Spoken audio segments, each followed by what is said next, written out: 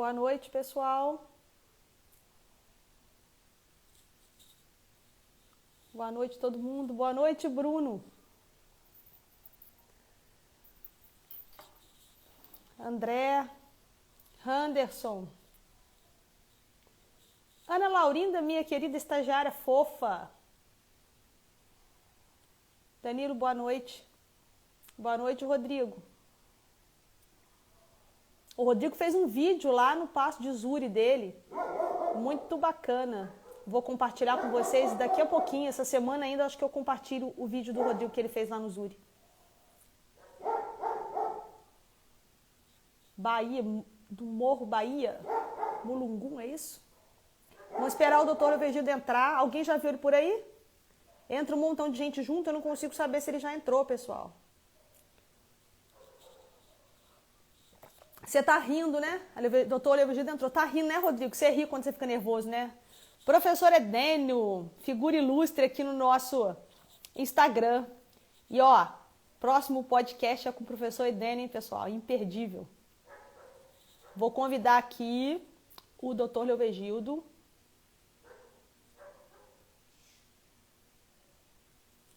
Peraí, tô chamando ele aqui.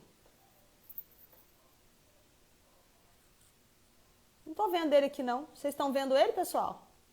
Hoje eu testei com ele de tarde, deu tudo ok.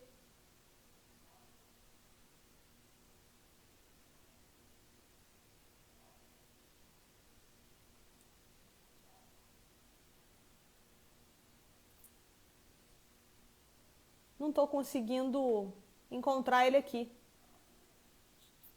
Vocês já sabem se ele já entrou? Alguém já viu ele por aí? E aí, Vitor, tudo bem? Peraí, vou tentar de novo aqui, ó. Vamos ver. Engraçado. Eu achei que tivesse visto ele entrando aí.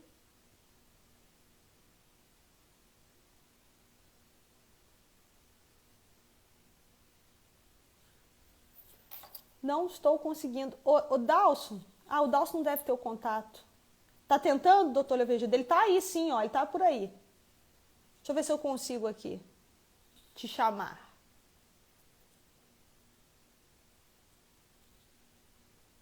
Engraçado, ele não aparece pra mim. Deve ter alguma... Hoje de tarde nós fizemos o teste, ele entrou tranquilamente. É, no teste deu certo, né? Ele tá aí com a gente, pessoal, ó. E eu não tô conseguindo chamar. Pede para entrar comigo aqui, doutor Leovegildo. Deve ter alguma... Tem um íconezinho aí pedindo para o senhor fazer a transmissão comigo ao vivo. Ah lá, conseguiu. Assim.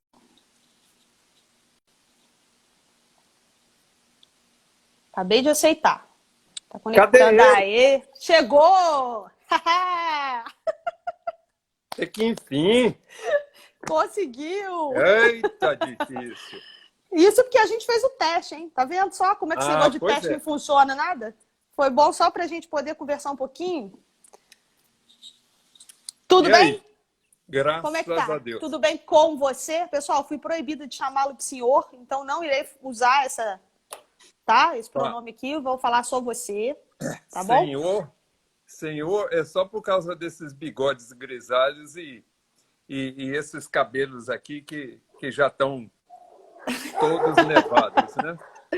Não, é uma questão de respeito, carinho, admiração não, também. Para com isso. Né? Então tá bom. Então vamos lá. Primeiro eu gostaria muito mesmo, de coração, de agradecer o senhor ter aceitado o convite. Aceitou de pronto, fiquei muito feliz, me senti muito lisonjeada. E para quem não sabe, nós estamos fechando as lives de 2020 com o doutor Leovegildo. Essa é a última live do ano. Né? Então a gente está fechando aí com chave de ouro, mas isso não significa que vai acabar não, né? Porque 2021 nós estamos firmes aí. Esse 2020 nós vamos pôr para trás. Vamos esquecer, né? E aí a gente vai voltar em meados de janeiro, viu? Com as nossas lives, já estou anunciando aqui pro pessoal. Então essa é a última do ano, mas nós vamos continuar com as atividades aqui, depois eu conto tudo para vocês. Doutora Evergildo, muitíssimo obrigado, de coração. Prazer tá? é meu. Em nome do Grupo de Estudos em Horticultura e Pastagens aqui da UFSJ, queria muito agradecer o senhor estar Eu aqui. Você já faço meio esteve aqui. coração porque o outro eu estou segurando Então o tá, iPhone aqui. eu faço então o inteiro para nós dois. Tá? Então, muitíssimo obrigado por ter aceitado participar aqui com a gente. Eu estou mega feliz, tá? Muito Eu feliz também. mesmo. Eu também. Então tá bom. Então tá jóia. Eu queria começar como eu sempre começo. Conta pra gente como é que foi essa história do Leovigildo parar para trabalhar com vaca de leite a pasto. Como é que você foi parar aí? Né? Por que você está aqui, né?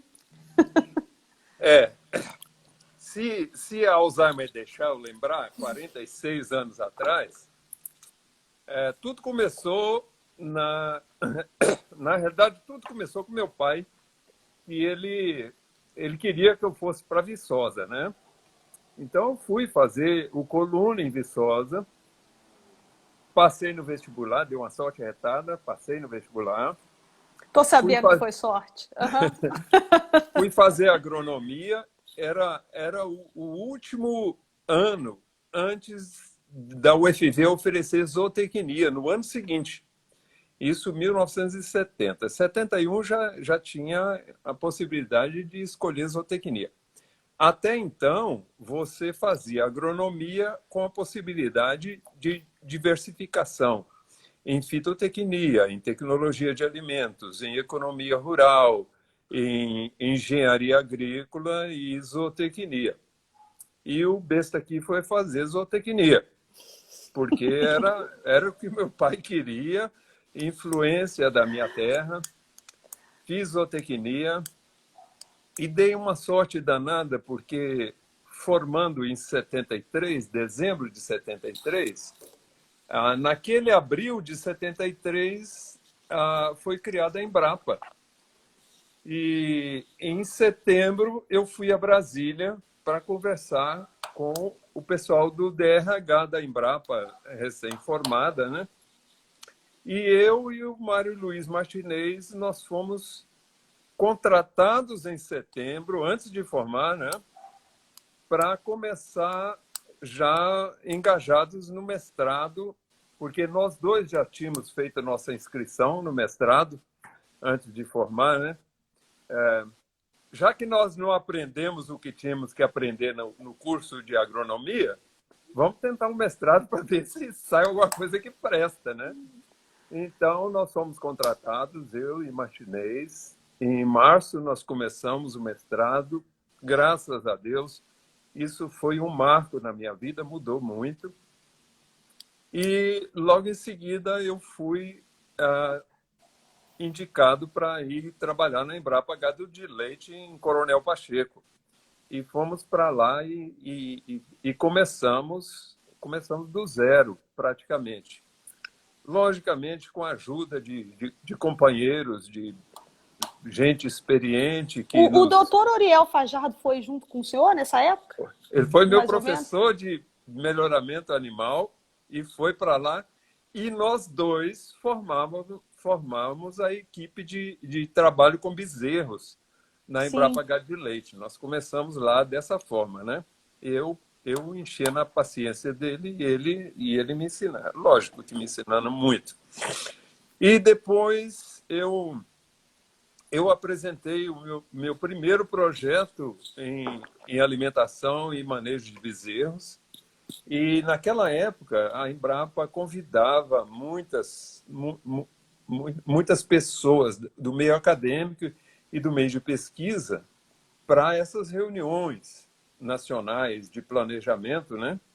E estava no auditório professor John Talmadge Hilbert, da Universidade da Michigan State, porque ele estava fazendo um trabalho, passando um período de sabática lá na Exalc, em Piracicaba, né? E ele se identificou comigo. Ele falou que viu ali na frente, apresentando uma proposta de trabalho, o John Talmadge Hilbert, iniciante lá nos Estados Unidos, e daí para frente foi uma amizade sem fim.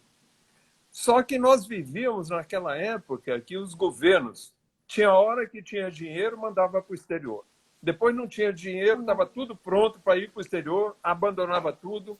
Aí comprei geladeira, comprei máquina de lavar, comprei máquina de secar. Depois tem que vender tudo barato, porque agora vai. Depois não vai. E aconteceu que quem foi no meu lugar para fazer o PhD junto com John Talmadge Hilber? O Oriel. Depois foi o Firmino. Depois foi o Jackson. Aí o próprio Hilber virou para mim e falou assim: você não vem fazer comigo, porque é uma consanguinidade muito grande na Embrapa Gado de Leite. Né? Todo mundo aqui comigo, nós precisamos de buscar outros pontos de vista, né? E ele me proporcionou uma coisa fantástica. Eu era solteiro na época, né? Bonito. Falso, como sempre, né? Falso. Eu fui fazer... Na realidade, minha vida foi muito diferente com essas amizades, né? Eu fui fazer um pós-doctor sem ter o doctor. Entendi. Eu fui passar 6 meses na Michigan State e naquela época eu saí com um calhamaço de passagens aéreas assim. Eu conheci 20 estados americanos, fábricas de sucedâneo de leite, porque o negócio era bezerro, né? E aí ele foi me apresentar outros professores que pudessem ser meus orientadores, já que a consanguinidade com ele estava grande, né? E eu fui conhecer o Dr. John Morrow, da Kansas State, e acabou não seguindo os planos com o professor Morrow. Na volta, eu passei na Universidade Cornell, no norte de Nova York, e conheci o meu orientador oficial, o Dick Warner, que trabalhava com bezerro. Foi o homem que pegou 2 carneiros e canalizou a circulação venosa com a circulação arterial do outro carneiro, né? E um comia sem parar e o outro não comia nada, né? Nada. Porque o controle de consumo fisiológico funcionando. Foi um dos pioneiros nisso aí. E aconteceu que eu dei a sorte maior da minha vida. E isso só Deus para poder agradecer, né? Fui para Cornell trabalhar com o meu PhD, com o Dr. Warner, com o bezerro, mas eu estava no 3º andar do Morrison Hall, onde o meu orientador dividia a secretária dele com Peter Van Sust. Eu acho que não precisa ninguém na nossa área dizer quem é Peter Van Sust. E essa pessoa se identificou comigo e, graças a Deus, eu sou o maior amigo que ele tem hoje ainda. Porque ele tá muito malzinho, sabe? Tá com esse negócio de Covid, ele tá numa casa de repouso, isolado, desde o dia do aniversário dele, 30 de junho passado, que ele ficou muito, muito emotivo, né? E perdeu as forças nas pernas. Ele tem uma prótese no fêmur. E lúcido, muito mais do que sempre foi, né? Eu falo com ele toda manhã. Hoje de manhã nós conversamos, porque ele tem um iPad que o John, o filho dele, entregou para ele. Ele aprendeu a mexer. Nunca teve um cell phone, nunca teve um telefone celular, porque ele odeia. Mas hoje está manejando um iPad na cama, né? Porque ele...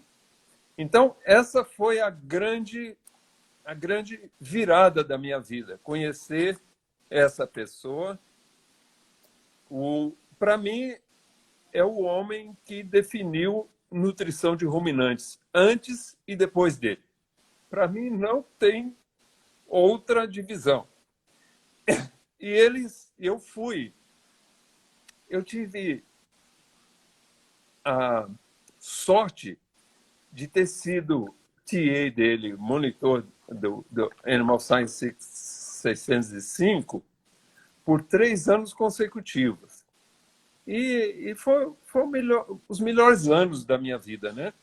A gente corrigia as provas num barzão lindo que tem em Ítaca, que se chama The Depot.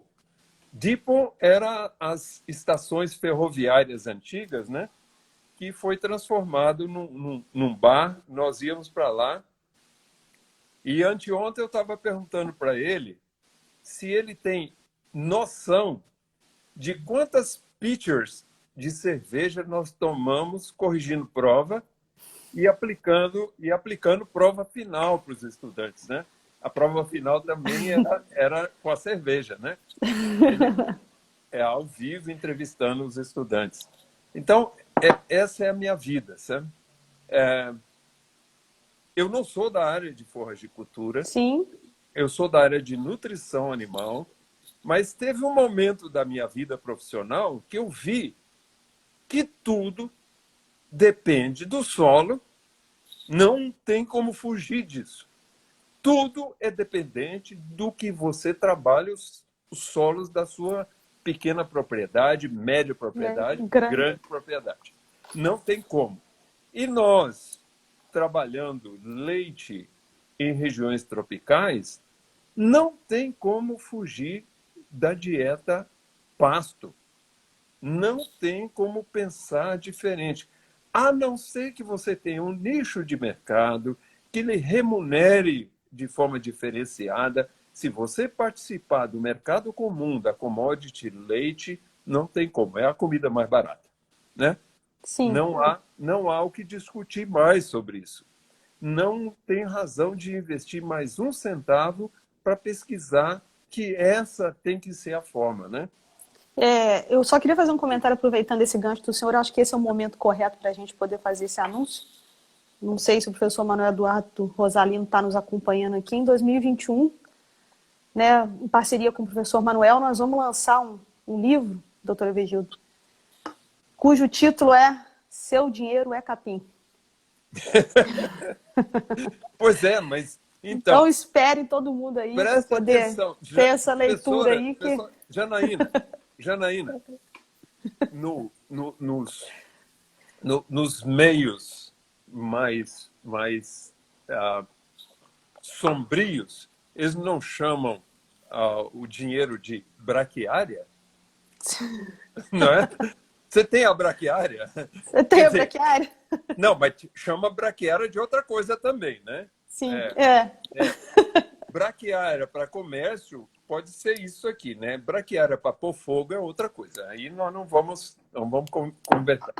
Então, professora, foi um momento da minha vida que eu decidi que, apesar de ser nutricionista, apesar de ter aprofundado rumen, dinâmica de rumen, se não for a dieta pasto, e aqui eu quero definir pasto. Pasto não é o pasto de cima, o pasto da aguada, é o que a vaca conseguiu com a língua, a dentição inferior e ingeriu para ruminar depois, né? Isso é pasto. Isso que a gente chama do pasto número 1, o pasto 27, o pasto da aguada, o pasto da baixada, isso é pastagem, né? É o conjunto ali de cerca, aguada. O ecossistema como um todo, né? Isso, exato. O pasto é a planta forrageira que você encontra disponível na pastagem. Exata... Falei certo? Exatamente. Eu encontro, não. A vaca... Quer dizer, eu como pastor, encontro e mostro para ela. Eu indico para ela, né? O papel do pastor é esse. Vaca não vai para um potreiro, para um piquete, para procurar alimento. Ela vai se alimentar. Quem procura alimento para ela é o pastor, é o dono dela, né? Então, essas coisas começaram a mudar muito na minha vida. E a outra guinada muito eu acho muito importante na minha vida. Me custou caro, me custou caro. Eu era, até então, pesquisador do CNPq. Me custou abrir mão disso e esquecer isso aí, porque, em certos momentos, eu acho que algumas dessas políticas de ciência no Brasil nos segura, em vez de nos colocar à frente de situações que implicassem em desenvolvimento. Não é o momento para... Eu vi que o que nós pesquisávamos e os nossos resultados não chegavam a esse homem que pagava o meu salário, que deveriam esperar de mim uma resposta que eles nunca tinham, nunca chegava a eles. Então, eu parti em 2001 para coordenar o núcleo de transferência e difusão de tecnologia e apoio à pesquisa da região sul da Embrapa Gado de Leite, em Londrina, no Paraná. E eu fiquei sediado por 10 anos dentro da Embrapa Soja, trabalhando. Foi lá que eu implantei o primeiro viveiro de curumim, que não tinha esse nome ainda, e saí distribuindo muda de curumim. Comprei uma caminhonete velha, uma Dakota velha. Me deu muito trabalho, mas me deu muita alegria. Uma semana por mês, eu saía para o sudoeste e oeste de Santa Catarina e oeste do Paraná com essa caminhonete cheia de muda de curumim, distribuindo para pequenos produtores que acreditavam naquilo naquela época, né? Você vê bem hoje que o curumim está sobressaindo, né? E, Excelente. e eu tinha esse viveiro dentro da Embrapa Soja, que depois foi até pedido autorização da Emater Paraná deles tomarem conta desse viveiro e continuarem a distribuição, porque eu saí da Embrapa, do escritório regional sul, e fui para a Embrapa África. Eu passei 3 anos na África. É um outro aprendizado, é uma coisa que eu acho que eu tinha que ter vivido isso, sabe? Meu sonho, doutor Leovigildo, é ir para a África fazer coleta de capim-gordura. Meu sonho, melhorar Eu, capim-gordura. eu tenho uma proposta. No dia que eu aposentar, é um grupo de amigos, né, que querem que nós... Eu tenho essa vivência com a África, afinal, nós tínhamos projetos em 26 países africanos. E só de um hotel que eu fiquei no oeste da África, no extremo oeste, na Libéria, só de fazer uma caminhada à tarde nesse hotel por umas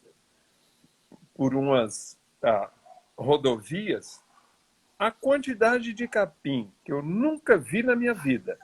Eu imagino, gente. Deve ser uma loucura, a gente deve ficar doido no negócio desse. Capins com as bainhas roxas, capins com as bainhas clarinhas e aquele monte de pelos. E eu apertava aquilo ali, não era nada que fosse afetar a vaca ou um tratador, né? O potencial é muito grande. Eu imagino. Nós não conhecemos nada ainda. Nós conhecemos quatro gêneros que fomos lá, buscamos, né? Nada mais que isso. Tem muita coisa, tem muita coisa. E depois eu voltei da África. Da África eu tinha que ter ido para conhecer um outro mundo e nunca mais reclamar de nada na minha vida. Nada na vida. Nunca mais. Porque é muita pobreza e nós poderíamos ter ajudado muito mais. E, Janaína, eu vou te dar um exemplo de um comportamento do diretor de pesquisa do Instituto de Pesquisa Geral. É o correspondente ao nosso CNPq, mas Sim. lá em Gana, onde era a minha sede, eu ficava dentro desse instituto, o CSIR. É o CNPq geral, pesquisa de cabo a rabo, tudo, na área médica. Tudo. Eu fui na fazenda experimental principal deles, na área de zootecnia, e eles me mostraram uma área. Falou, doutor Léo, essa é uma área que nós vamos reclaim for pasture. Reclaim, em inglês, não é reclamar, não. Nós vamos transformar em pastagem. E estava tudo meio que derrubado, as árvores, já era uma vegetação secundária regenerada, né? Eu virei para o diretor, zootecnista, com doutorado na Alemanha. Eu falei com ele assim, vamos tocar o projeto. A semente é por minha conta. Não, não, não. Nós vamos reclamar para pastagem. Vamos tocar o projeto. A semente é por minha conta. Eu trago a semente para vocês. Me diga. Mas não estou entendendo. Iam plantar hectares e mais hectares de mudas arrancadas no enxadão.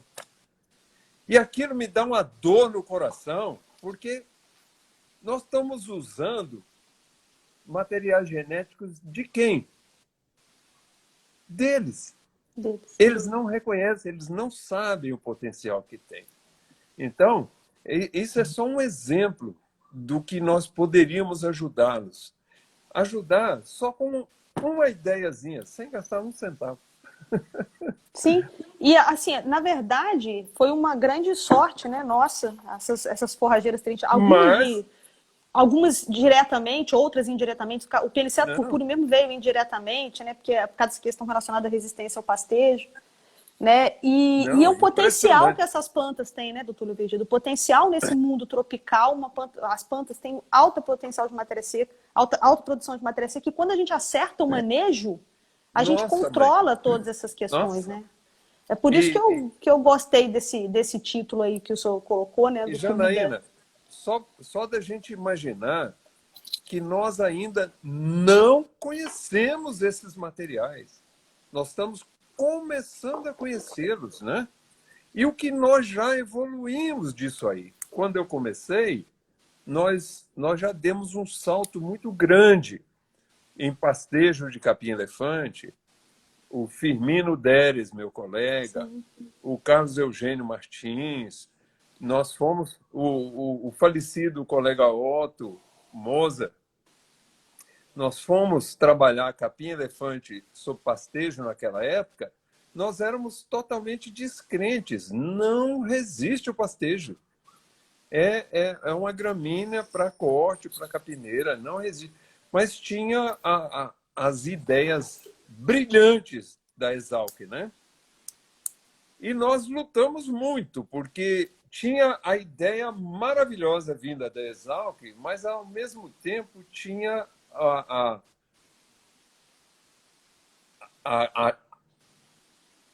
aquela ideia de que capim-elefante tinha que ter 45 dias de descanso. Né? Descanso. Um desastre, né? Desastre. Um Eu desastre. acompanhei isso, sabe onde, doutor Leovidio? Lá na Santa Mônica.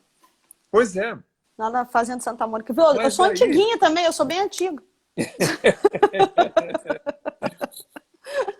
Janaína, imagina a nossa situação.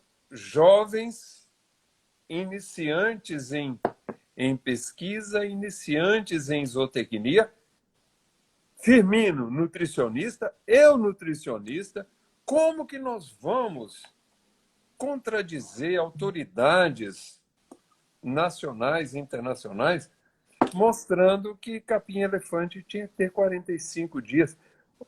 Era um desacerto tremendo na nossa cabeça. Se é uma gramínea que cresce muito rápido, tem que ser utilizada antes, né? Muito rápido. E preste atenção, naquela época, o salto foi muito grande. De 45, nós reduzimos para 30. já era muita coisa. Depois, o Ivan Wendling já foi mostrar lá na minha cidade, em Governador Valadares, que com 24 dias de descanso produzia mais leite por hectare Ele do que mandou um com... abraço para o senhor, ele não pode estar aqui hoje por causa do horário, e mandou dar um carinhoso abraço. Então, essa era a nossa vida. Essa era a nossa vida. Nutricionistas metidos à besta. Porque a ideia prevalente é que essas nossas gramíneas forrageiras dependiam quase que totalmente das reservas da Da base base do do como. como. Né? Isso mudou. São importantes. São importantes. Ninguém vai deixar de reconhecer que essas reservas são importantes. Porque essas gramíneas nossas C4, pastejo, minutos depois já estão emitindo Até por algum causa tipo de desse crescimento. próprio processo de coevolução. As bichas ficaram o tempo todo crescendo com o bicho em cima, comendo, pastejando, pisando. Não tem jeito. Elas sabem Não, resolver, né? não tinha jeito. Então, nós tínhamos tudo em mãos. Tudo nas nossas mãos. Ontem eu conversava com o Pete Van Sust sobre capiaçu. Ele não acredita que produza essa biomassa. Ele não acredita que o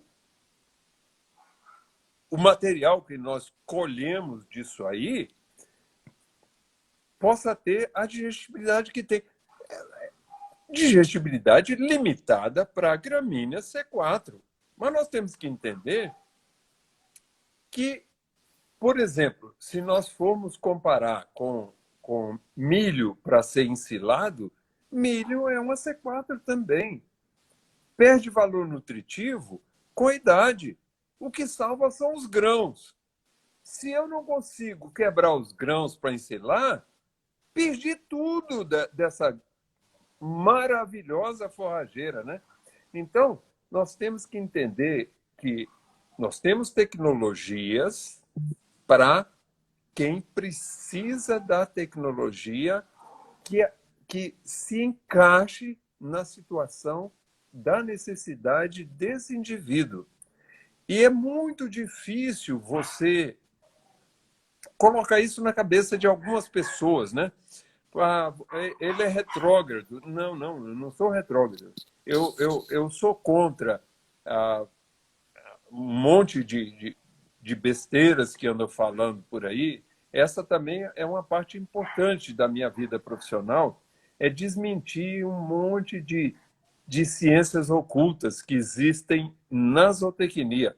Lamentavelmente, professora, porque infelizmente, são pessoas que fazem currículo no CNPq, tem um Lattes maravilhoso, Gordo. gordo, mas se não tivesse o Lattes dele, o mundo estaria melhor. E eu cito vários exemplos. Um monte de subprodutos que são indicados aí, um desastre. Massa hidropônica de milho, de grãos, né? Isso não faz o menor sentido. O balanço de carbono é negativo. Você começa... Você já prestou atenção no que são essas recomendações desse povo louco da massa hidropônica? Eu tô rindo aqui que o professor Edênio Detman tá botando assim, Léo mandando ver. Ô, gente, vocês têm que ouvir o podcast que eu gravei com o professor Edênio. Vai chegar para vocês já, tô editando aqui. Vai ser muito bom o negócio. Eu só quero dizer para esse Edênio... ele chama Edênio Detman, né? Isso aí. Eu tô brincando. É Porque amanhã é sexta-feira, é o dia dele carregar o revólver dele exatamente, desligar a canção nova, né? E colocar álcool no tanque do Opala velho dele. Tá? Eu me encaixo nesse grupo de pessoas meio loucas, como Edênio Detman. Se ele me permitir que eu me encaixe no grupo dele, tá? que legal aí, viu? Ele só estava preocupado de estar na sua lista. Que o Lattes, sem o Lattes, o mundo Não, seria melhor. não, não, Ele escreveu assim: espero que eu não não, esteja na lista. não, e pelo contrário, Certeza que não está. Edênio, pelo contrário, naquela fotografia que tem o grupo de nossos orgulhos da UFV, você está no corner, na esquina de baixo, e o Cosme Damião na esquina de cima. É totalmente diferente. E você sabe que é diferente, né? Você sabe que você não engorda currículo, você faz currículo. Faz currículo. E faz um Né? podcast com a professora aqui, me deixa super feliz, cheia da moral aí. Não, esse indivíduo é um indivíduo diferenciado. Ele é meio feio, né? Mas podia. A filhinha dele é linda. A filhinha Aqui. dele é linda. Ô, gente, olha, essa live aqui hoje tá demais. Nós temos aqui o professor Emerson, o professor Dalton, o professor Manuel, nós temos aqui o professor Nilma, que tá falando que o doutor Leovigildo como é que é o Raul Seixas do agro. É um negócio que tá demais. É muito gostoso isso. É muito bom ter vocês todos aqui. Professor Irã Borges. Nossa, é muito bom estar todo mundo aqui. Um abração para todo mundo. Só gente boa que te segue, né, Janaína? Porque eu fico feliz. esse pessoal, você consegue aglutinar esse pessoal e isso é muito bom.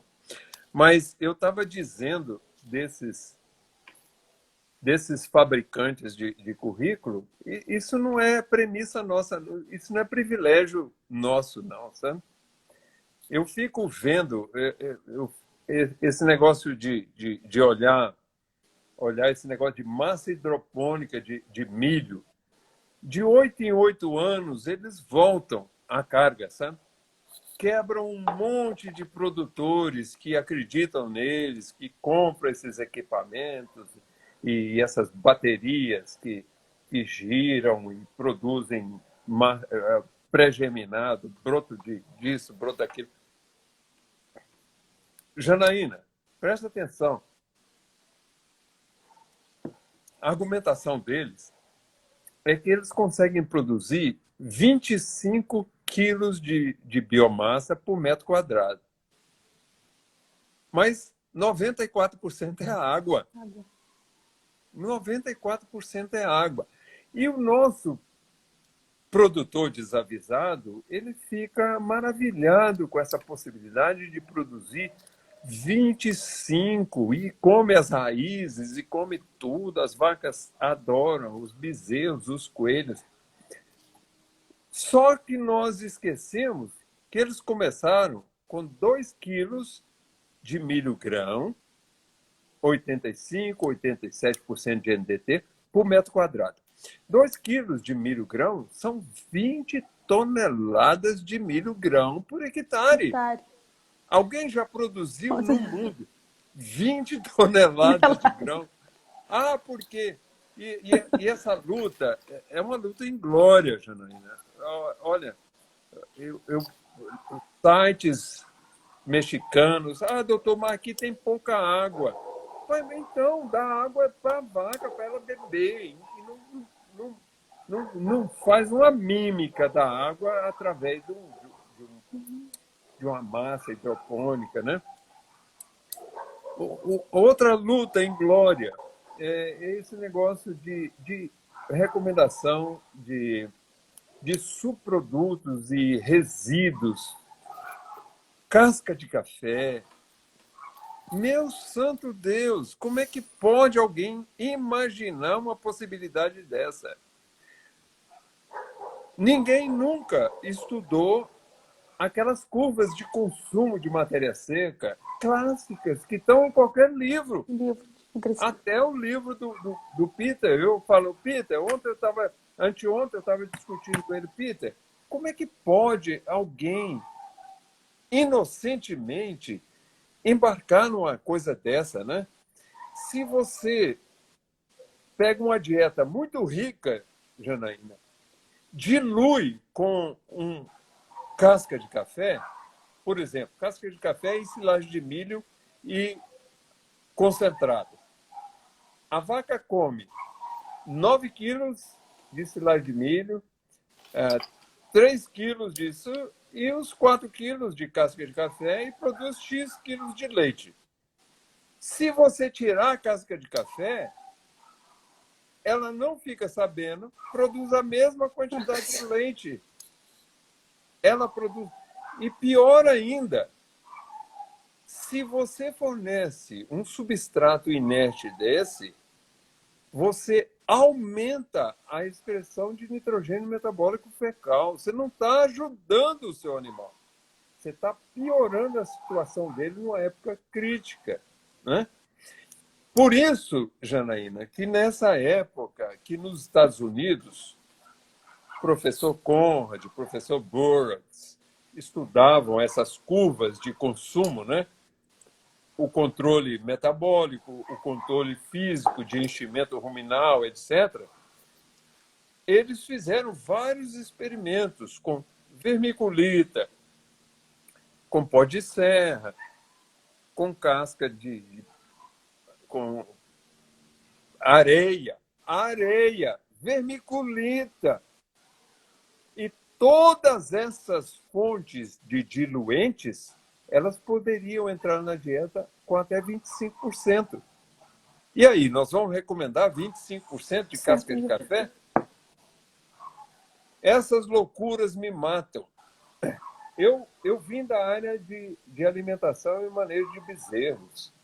Agora tem essa mania, e é um professor da minha Universidade Cornell, que no dia do aniversário de 90 anos do Peter Van Sult, eu estava lá para comemorar com eles, só que eu fui conversar com esse professor que recomenda essa maluquice de crescimento acelerado de bezerro. Você já ouviu falar nessa desgraça, né? É uma desgraça para o produtor, né? Para a novilha, para a bezerra, pode ser uma maravilha. Para o bolso do produtor, um desastre. Ah, porque aumenta a produção de leite na primeira lactação. E fode com a porcaria da novilha na segunda lactação e no intervalo de parto. Aí fizeram uma meta-análise. Professora, quem é que não sabe o que é meta-análise? O Edênio Detman, escreve mais, alerta esse pessoal. O que é meta-análise, né? Professora, você tem um evento incomum. Dar mais leite para uma bezerrinha e ela produzir mais leite na primeira lactação. Isso é um evento incomum, né? Ok. Ninguém nunca observou nada sobre isso. E, portanto, ninguém publicou nada sobre isso, né? Sim. De repente, um indivíduo publica uma porcaria dessa, né? E é lá da Universidade de Cornell que começou esse trem. Aí me deixa muito triste.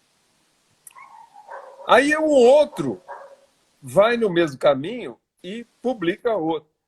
E aqueles que publicaram, que não publicaram, que não tinha efeito nenhum. E, na realidade, não tem efeito algum. Não tem efeito algum.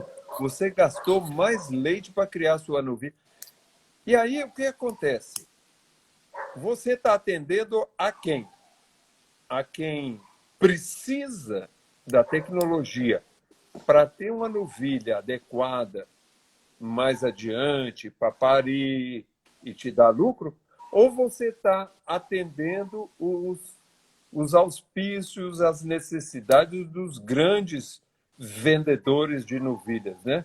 Ah, compra minha novilha, porque foi criada com 8 litros de leite. Uma falácia total. Então, a minha vida tem sido dividida nisso aí. Só para você ter uma ideia daquele negócio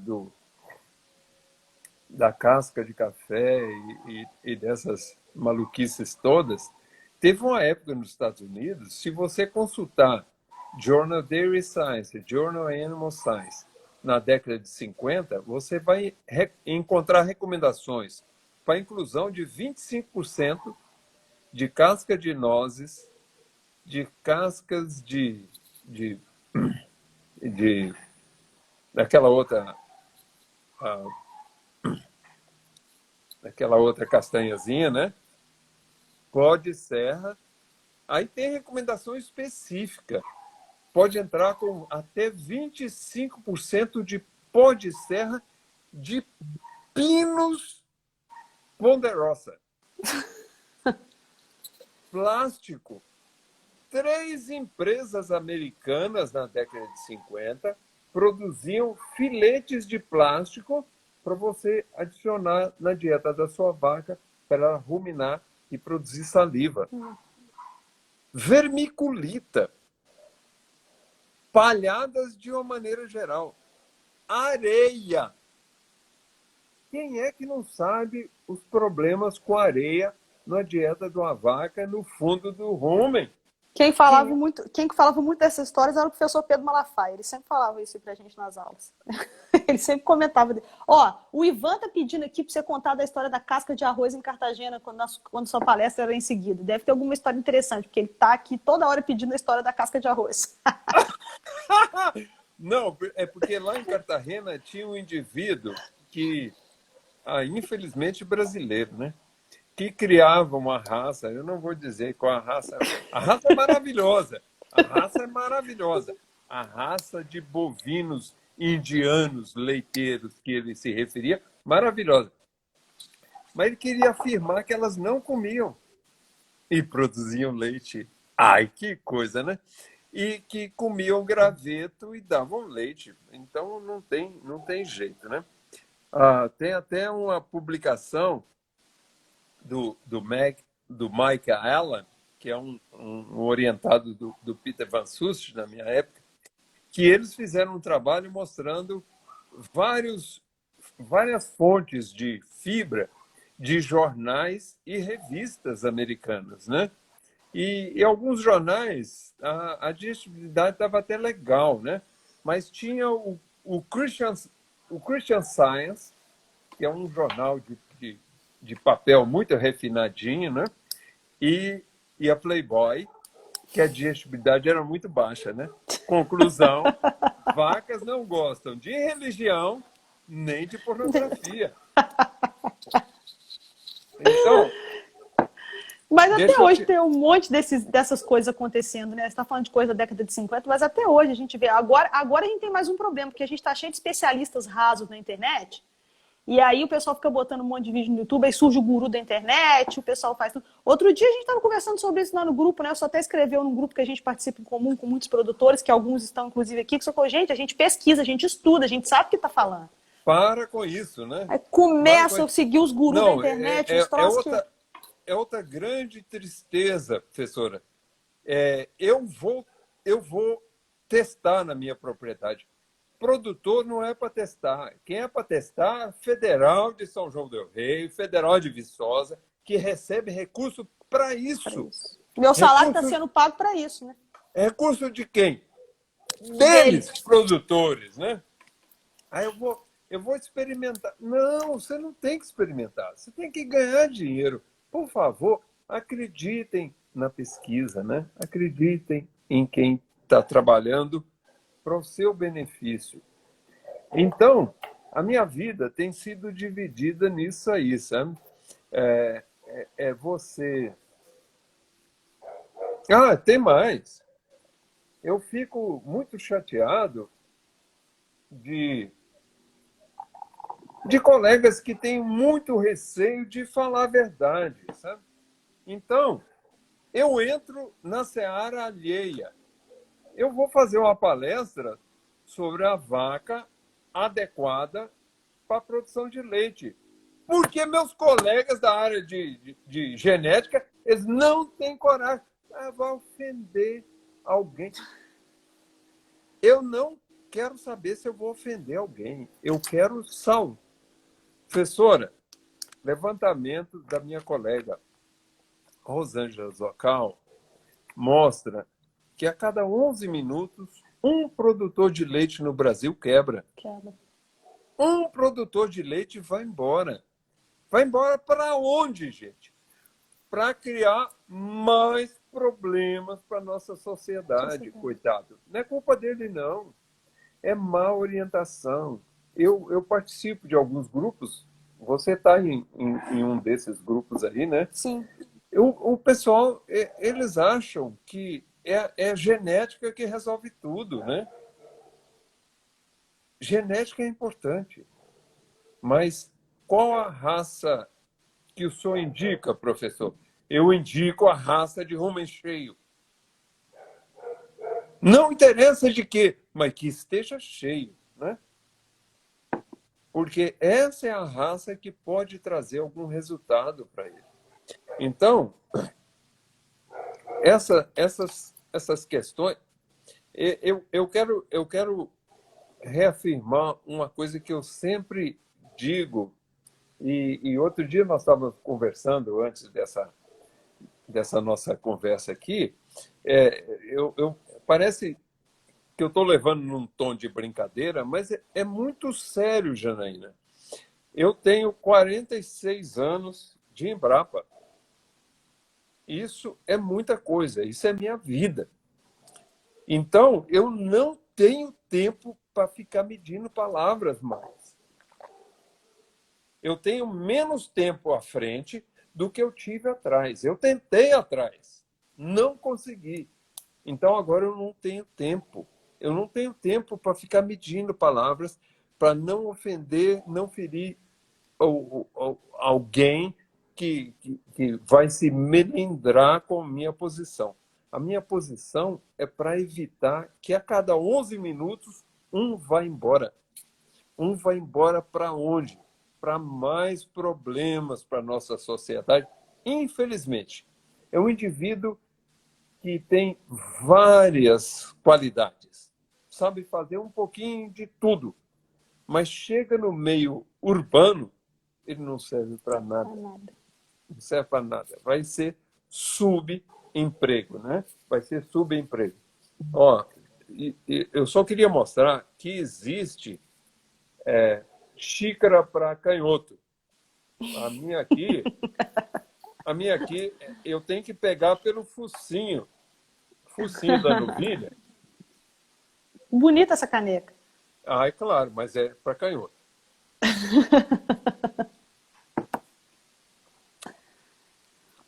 Então, a minha vida é nessa luta. E eu sou antipático, sabe?